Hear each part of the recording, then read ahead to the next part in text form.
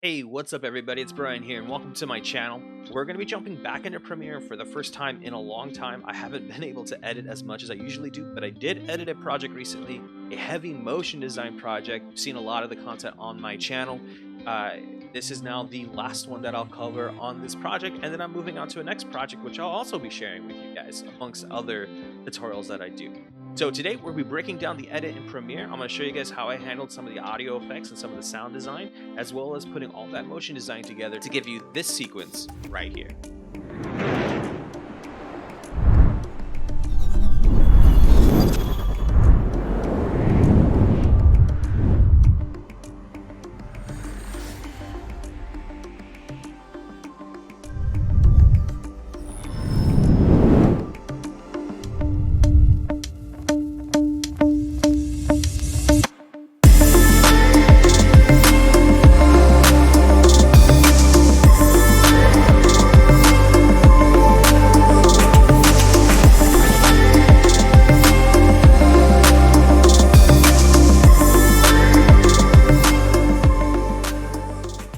All right, cool. So we are now in Premiere. I'm going to go and zoom this in so you guys see the full length of the timeline. This is a super short video, so I think this was really good for an edit deconstruction. This one is heavy motion design, and as you guys can see, it's actually got a lot of track. Now, typically when you do motion design, you're going to go pause and put everything into its own little layer and then put that into a track, like a single track, but I didn't approach it like that on this project. One, because I was getting a lot of updates from the client, as well as I wanted to make changes on the fly, and I wanted to see if maybe this would work better. And I just wanted that flexibility, so I used render passes out of After Effects and I would composite them in Premiere. I was compositing in After Effects, but I would do the final composite in Premiere, which is rare. You usually don't do that, but it's one way to work. So here we are. I'm just going to show you guys really quick. I did the run through at the top of this video, but I do want to cover the bits and parts. So this is a 3-act. I always work in 3 acts, beginning, middle, and end. The first act is we are in the real world, and it's a very short act. It's really, really short. The second act is we're going to transition into a digital or pixelated world where I use trapcode form in After Effects, and this is the longest of acts, and we go all the way through. Let's turn the sound on for you guys. All the way through, doing starting to see some layered effects. And then here we are into the third act. So the third act pretty much comes through the text right here, and this is the third act. And that's the reveal, the end. Now this is a logo sting, and so I'm going to treat it like that. Even logo stings, if you approach everything from a beginning, middle, end, you're going to have an easier time getting a product out there for your client. If it's just the middle and end, or just the end, sometimes it could be interesting, but it usually isn't. When we watch movies, we like the exposition, we like the story itself, and we like the result, the resolution of the story. So I try to approach everything that I do in that same manner, even if it doesn't, even if it's a demo reel. I still do that in a demo reel, but I do it in reverse. Like I do like the best at the beginning to grab your attention, and then it stays really good all the way across. That's the trick behind demo reels. You only want to show your best work. But so here we go. I'm going to break this down. We're going to do this heavy, and as I go step by step, I'm going to explain what I'm doing with the sound and what I'm doing visually. So here at the beginning is nothing important. I just flew my drone over the building, and I had to go up really slowly. And then in After Effects, I sped it up. And then I used trapcode form to replace it. And I used layers of trapcode form so that I could get particles to replace the clouds in the sky. By the way, the clouds obviously are fake. I made sure that they didn't look real. For some reason, I just wanted them to look fake here. I didn't really go in. That's just a simple fractal noise in After Effects. And it's just one shot that I rendered out in ProRes, and I brought it into Premiere. The more important about this is, and this is why it's simple, I don't want this to be overly complex. I want this to build up to the complexity that we'll see later. You'll even see that the motion design itself is a little bit weird. Like I'm probably gonna get feedback on this video, and I post this on social media. It's like, wow, this doesn't look that great. But then at the end, it looks awesome. That wasn't entirely intentional, but I just stuck with it. For the sound here, I want the air. I want you guys to feel it. I've also panned a lot of the audio effects. That's the swipe going up, and I panned that pretty heavy left. You're not going to hear that in YouTube because I'm going into mono before I stereo back out. But I panned that pretty heavy left, and I have something to complement it with though right here. You'll notice that audio ramps up. Let's listen to it again. It ramps up as we're getting higher. Because as you're lower to the ground, you're getting the the vehicular sounds, you're getting all that. But when you get up to the air, higher up, you're gonna hear the wind. The vehicular sounds get dimmer. You start hearing birds. You start hearing all this. This is the suburbs of LA, so that's what's going on. And so I wanted to emulate that effect. And this one's not panned; it's actually on both ends, but it works really well with my swipe transition that I throw at the beginning. Here's another swipe transition to go into the next act. And then I have a lot of tech effects. Notice how just in this like 10-second or 5-second part, there's no tech sounds. It's actually organic air movement sounds. In fact, all of it's air movement. The swipes even air movement. And then all of a sudden, here we go. We're in the next act, and the first thing I do is I throw some tech at you, like something out of Transformers, and that's very intentional. The whole concept of this is that we are going from a real world to a pixelated world. Let's listen to it all together real quick. And notice I have other sounds to accentuate it. I didn't get rid of all of the organic sounds. You listen here, if I solo these tracks,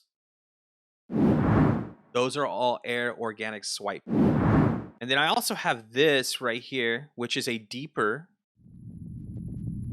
rumble. I added a little bit of rumble. I wanted that small sense of a rumble there to really complement. And I use rumble a lot on this. In fact, if I take just these two tracks, you'll notice a handoff there. I hand off the element visually from the real world to the fake world. I also hand off audio, direct audio, essentially is the way I like to say it, where I go from air and organic sound to a text sound. And I also hand off the ambience too, where if you notice, I have this wind, air, almost sounds like you're at the ocean, to a very deep, dark rumble. It's a different world. That's where we are, but I don't want it scary, so it's not the master. It's really buried. You barely hear it. Visually, I do some transitions here. This is another motion design that I did in After Effects. It's not part of the original track, but when I did this, I put the two shots together. I realized I needed something in between, and so these tracks right here are literally just zoom transition effects. I've done a tutorial on that. Check the card right here, and as well as a link in the description. That's all this is just zoom transitions, just to fit that in. More organic wind sounds, because I still want you to feel like you are in a real world, but also we're in the digital world now, and I haven't revealed to you what this is yet. You're just flying through like trenches of objects that are lit up, and I want you also to feel small, and so I've amplified the sounds a little bit here. Another thing I also want to call attention to, so I've brought the wind back in here. You'll notice I add another tech effect to keep tricking the mind a little bit. Hey, we're in a tech world.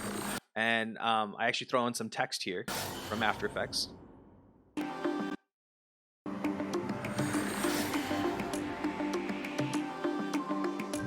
And then I put in some more swipe effects, but notice even though there's more pegs here, I'm starting to pull the swipe effects back a little bit. They're not dominating as much, except for one last one here towards the end.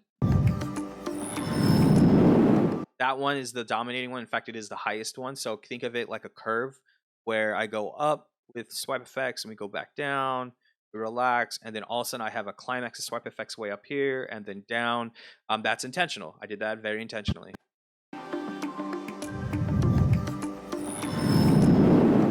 Because I'm preparing you for Act 3. And so then we fly in through this text right here. One issue that I did have was that I did not get a solid camera export from Houdini going to After Effects, and I didn't have time to rebuild the camera. Sometimes things like this happen on a production. I have to get creative.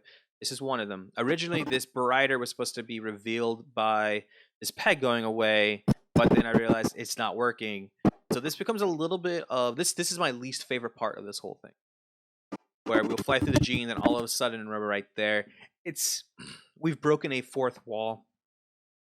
We no longer have we're no longer physically sound. Not that we were physically sound before, but we're definitely not physically sound here, and it could break it out. But I decided to stick with it because I wanted it. It still looked decent. And here's where we really start getting into the layered video effects. And notice it's all about video here and very little sound. The sound has carried us to Act 3. Now it's time for the visuals to take over and dominate what's going on. I could have kept sound in here. I thought about having like paparazzi flashes, but I decided not to. But you'll notice now I have flashes going on here that don't look real, and that's intentional. I had this weird glow come on, also intentional. And a lot of lighting effects. The whole concept behind this is that these pixels are brighter together, but they're not illuminating themselves. There's something else illuminating them. And so a lot of that means that I need to keep the world around it very dark. And that's, everything's dark here. I originally had a pegboard. I actually comped that completely out, and I really wanted it dark. But to also accentuate that darkness, I also need light sources, even though it's hinting at a physical world. And now we are for sure in a physical world. Oh, but maybe we're in a digital world. A little bit of digital effects here. Accentuate what's going on. And then the title card. I also have layered effects here. So if I turn these off, you'll notice that it's just this. No glow. Comes up. And then this one's actually the glow. And I have a mask that comes on right there. So again, this is going back to what I said at the top of the video, where it's like I did some compositing here in Premiere just so that I had some control on timing. Like I wasn't sure when timing was going to happen. And then all three of these layers right here, I actually freeze them at the very end. The video, their tracks actually end right here, but I freeze them so that they maintain all the way through.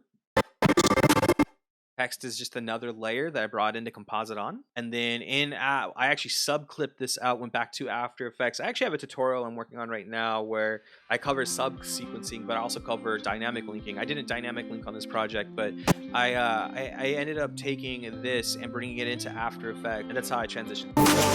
So that's it. That's pretty much how I did this bumper, this transition, this logo stinger. Let me know what you guys think in the comments below. But before we go, I also want to encourage you guys to subscribe to the channel and hit that bell icon. So until next time, guys, I'll see you in the next video.